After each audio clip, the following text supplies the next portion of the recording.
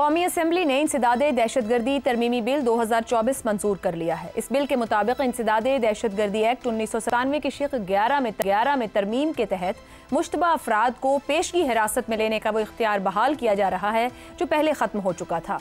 ये इख्तियार उन अफराद के लिए होगा जिन पर दहशतगर्दी या उससे मुताल्लिक़ा सरगर्मियों में मुलव्विस होने का शुबा या इत्तला हो। हुकूमत, मुसल्लह अफवाज या सिविल आर्म्ड फोर्सेज ऐसे शख्स को ज़्यादा से ज़्यादा 3 माह के लिए हिरासत में रख सकती हैं अगर काबिल एतमाद मालूमात या माकूल शुबा हो कि वह पाकिस्तान की सलामती या दिफा के खिलाफ किसी जुर्म में मुलव्विस है या किसी दहशतगर्द सरगर्मी जैसे टारगेट किलिंग, अगवा बराए तावान, भत्ताखोरी या ज़रूरी सप्लाई और खिदमात में रुकावट डालने में शामिल है। अगर हिरासत 3 माह से बढ़ानी हो तो यह सिर्फ आइन के आर्टिकल 10 के तहत मुमकिन होगी। अगर हिरासत का हुक्म मुसल्लह अफवाज या सिविल आर्म्ड फोर्सेज ने जारी किया हो तो तहकीकात एक मुश्तरका तहकीकाती टीम करेगी जिसमें पुलिस के ऑफिसर, इंटेलिजेंस एजेंसीज, मुसल्लह अफवाज और दीगर कानून नाफिज करने वाले इदारे भी शामिल होंगे। 2014 में यह शिक पहली बार शामिल की गई ताकि सिक्योरिटी इदारे खतरात को पेशगी तौर पर ख़त्म कर सकें, मुश्तबा अफराद को ज़्यादा से ज़्यादा 3 माह के लिए हिरासत में रख सकें। ताहम इस पर 2 साला मियाद की शर्त थी जो 2016 में ख़त्म हो गई। हुकूमती मौक़िफ़ है कि मौजूदा सिक्योरिटी सूरत हाल मजबूत कानूनी इक़दामात की मुतकाज़ी है ताकि हमले से पहले ही मुश्तबा अफराद को गिरफ्तार किया जा सके, दहशतगर्द मनसूबों को नाकाम बनाया जा सके। ये तरमीम मुश्तरका तहकीकाती टीमों के इस्तेमाल को भी मजबूत करती है ताकि मुख्तलिफ एजेंसी से मालूमात हासिल करके काबिल अमल इंटेलिजेंस तैयार की जा सके। 2024 के बिल के मुताबिक ये इख्तियारात बिल के आगाज से 2 साल तक नाफिज रहेंगे, जबकि 2025 के बिल में यह मुद्दत 3 साल कर दी गई है। इस इक़दाम का मकसद हुकूमत और सिक्योरिटी इदारों को यह कानूनी इख्तियार देना है कि वो दहशतगर्दी के खतरात रखने वाले अफराद को बर वक्त गिरफ्तार कर सकें, मुकम्मल तहकीकात कर सकें और इदारा माहंगी को बेहतर बना सकें। ठोस हुकूमती मौक़िफ़ के बावजूद अपोजिशन जमातों ने बिल पर शदीद तहफ़्फ़ुज़ात का इजहार किया है। इसी पर पैनल की राय आपके सामने रखेंगे। सवाल इस तरह से, इंसदादे दहशतगर्दी तरमीमी बिल दहशतगर्दी की मौजूदा सूरत हाल से निमटने के लिए अहम ज़रूरत, हुकूमती दलील कितनी वजनी, अपोजिशन के आइनी और सियासी खदशात में कितना दम है। ज़ैगम साहब, अपोजिशन इस पर तनकीद भी कर रही है, सिर्फ 41 अरकान ने इसकी हमायत की। आज पार्लियामान में शाह भी मौजूद है, मगर हुकूमत एक मौक़िफ़ रख रही है। कहाँ दम ज़्यादा है? देखिए, जो सख्त कवानीन होते हैं वो मावराए कानून इक़दामात से तो बेहतर होते हैं, ख़ास तौर पे ऐसे मावराए कानून इक़दामात जो सिर्फ शक की बुनियाद पे किए जा रहे हों। और जब गैर मामूली हालात हों तो आपको गैर मामूली कवानीन भी बनाने पड़ते हैं। अब ऐसे कवानीन कोई ऐसे नहीं है कि दुनिया में इसकी मिसालें ना हों या सिर्फ पाकिस्तान में ही ऐसे कवानीन हों। अगर आप भारत में देखें मिसाल के तौर पे, तो जो उनका अनलॉफुल एक्टिविटीज़ प्रिवेंशन एक्ट है वो 180 दिन गिरफ्तारी की इजाज़त देता है, 6 माह, और कश्मीर में तो 2 साल तक गिरफ्तारी की इजाज़त है, सिंगापुर में 2 साल, इसी तरह तुर्की और मिस्र में सख्त कवानीन मौजूद हैं। अब इसका फ़ायदा है कि ये हो सकता है कि शायद मिसिंग पर्सनस वाला मसला किसी हद तक इसकी वजह से हल हो जाए, क्योंकि जो गिरफ्तारी होगी वो कानूनी होगी। लेकिन अपोजिशन के जो ख़तरात हैं, जो खदशात हैं, उन पर भी तवज्जो देने की ज़रूरत है। मेरा ख्याल है उनको संजीदा लेने की ज़रूरत है, क्योंकि पाकिस्तान में ये खदशा रहता है कि किसी भी सख्त कानून को सियासी मकासद के लिए तो इस्तेमाल नहीं किया जाएगा, या कहीं कोई पुलिस वग़ैरह उसको नाजायज़ तौर पर लोगों को हरासा करने के लिए, उनके साथ ज़्यादती करने के लिए तो इस्तेमाल नहीं करेगी। तो मेरा ख्याल है उन तहफ़्फ़ुज़ात पर, इस कानून पर चलते हुए, अब तो ये कानून बन गया, हुकूमत को उन तहफ़्फ़ुज़ात पर गौर करना चाहिए जो अपोजिशन ने सामने रखे हैं, उन्हें एतमाद में लेना चाहिए और इस कानून को मुकम्मल ज़िम्मेदारी से सिर्फ दहशतगर्दों के ख़िलाफ़ इस्तेमाल करना चाहिए। दुरुस्त हो गया। रज़ा रूमी साहब, असद कैसर साहब कहते हैं ये कानून भी PTI के खिलाफ इस्तेमाल होगा, मगर हुकूमत ये बता रही है कि दहशतगर्दों, TTP, BLA जैसी तंजीमों से निमटने के लिए कानून बनाया गया है। मुल्क की सियासी जमात क्यों घबरा रही है? ज़ैगम साहब जो कह रहे हैं, किस तरह यकीन दहानी हुकूमत को देनी चाहिए उन तहफ़्फ़ुज़ात को एड्रेस करते हुए? आयशा, देखिए, मसला ये है, यहाँ पे 2 हकीकतें जो हैं उनको मलहूज़ रखना पड़ेगा। पहली हकीकत तो ये है कि पाकिस्तान में दहशतगर्दी का फितना एक बार फिर अपना सर उठाकर उसने पूरे मुल्क को अपनी लपेट में लिया हुआ है। खैबर पख्तूनख्वा, बलूचिस्तान, वहाँ पे अगर आप गिन लीजिए वाक़यात, यानी कि खैबर पख्तूनख्वा में तो पिछले 1.5-2 सालों में 5000 से ज़ायद अटैक्स हुए हैं, यानी रोज़ 1 से ज़्यादा अटैक होते हैं।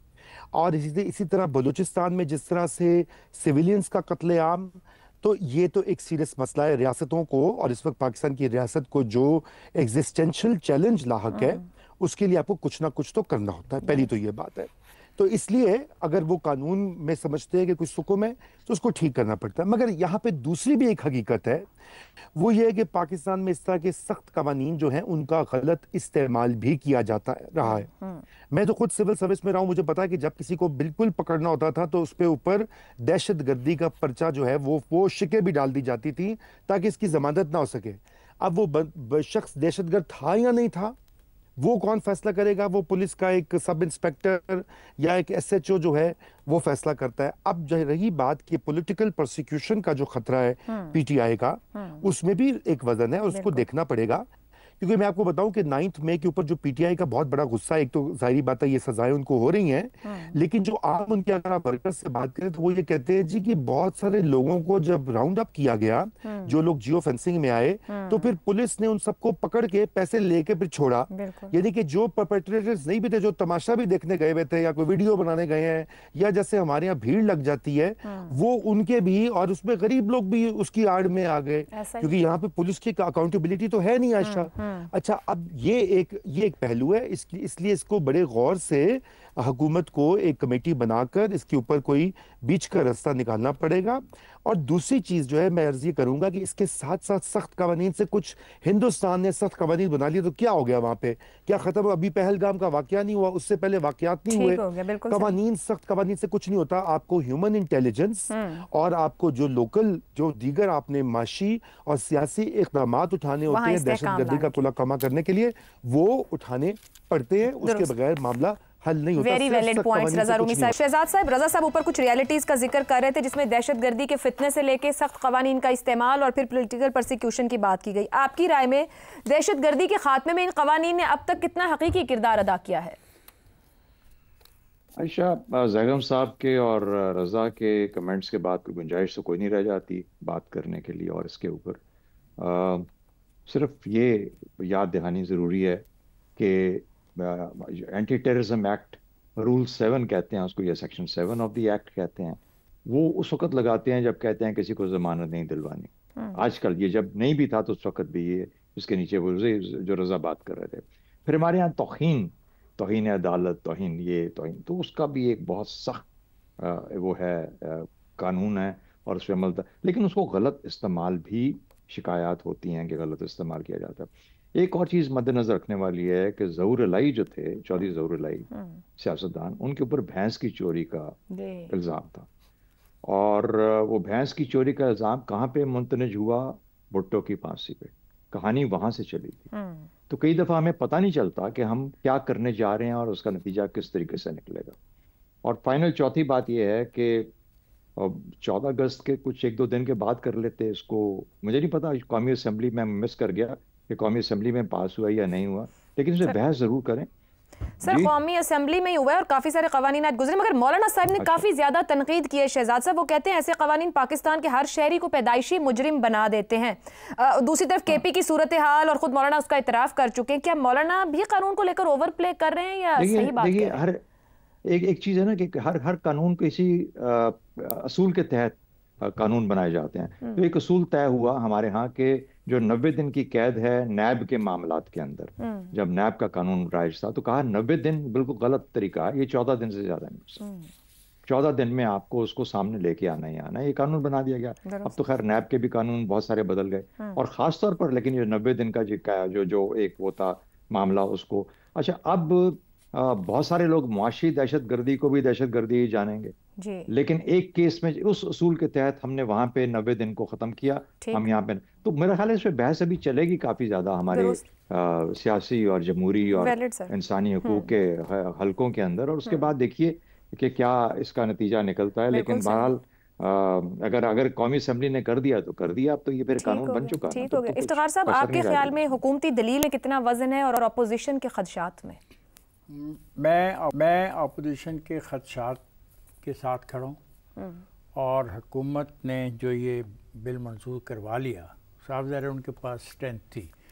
सर, 41 अरकान ने हमायत की जो भी, तो इस पे क्या बुरी बात है कि जो खदशात अपोजिशन के हैं उनका हर खदशे का जवाब फ्लोर ऑफ द हाउस पे ना दिया जाए? क्या वजह है? मतलब देखें ना, वो भी तो पाकिस्तान में ही रहते हैं, और अगर उन्होंने खदशात का इजहार किया और वो खदशात बेमानी हैं, लायानी हैं, उनमें वक़्त नहीं है, वो हकीकत से दूर हैं, तो एक्सपोज हो जाएंगे। तो मैं तो हमेशा ये कहता हूँ, कोई भी किस्म की कानून साजी जो है, पहले तो इस पर एक डिबेट होनी चाहिए, कौमी नेशनल डिबेट होनी चाहिए। लेकिन पता नहीं हुकूमतें क्यों डरती हैं कि कौमी डिबेट ना होना। अब आज हम डिबेट कर रहे हैं, ये तो वकूए के बाद की डिबेट है ना। अगर वकूए से पहले हमें पता होता कि ये क्लासेस हैं, तो हम यकीनन इस पर हम पहले करते और अपोजिशन भी करती, और अपोजिशन अपनी तजावीज़ भी पेश करती।